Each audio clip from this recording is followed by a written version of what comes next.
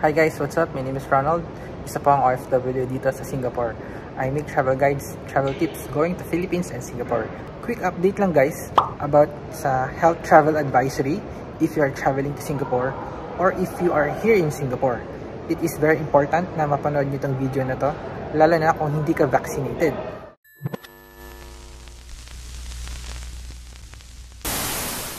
Hi guys, welcome back.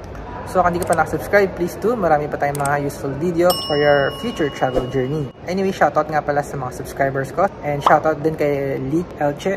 Maraming salamat sa mga suporta. Hindi masyado halata na mataas ang cases ng COVID dito sa Singapore.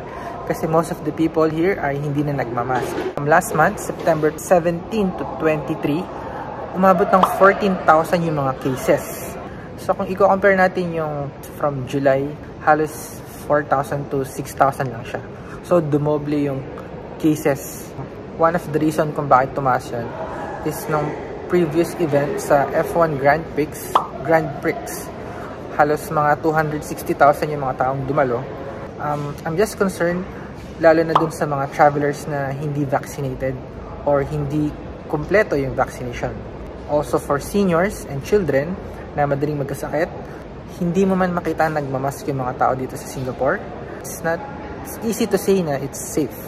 So just be extra careful. Bring your own mask and hand sanitizer if possible. Hindi naman natin makakontrol kung sino yung mga pumapasok na tourist dito if they are vaccinated or not. So if you happen to visit to Singapore, just be extra careful.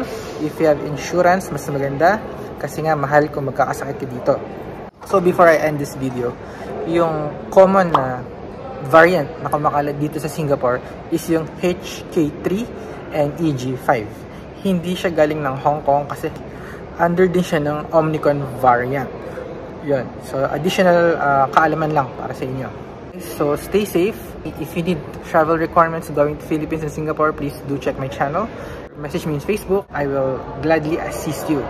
Yun lang guys. Maraming salamat and I will see you on my next video.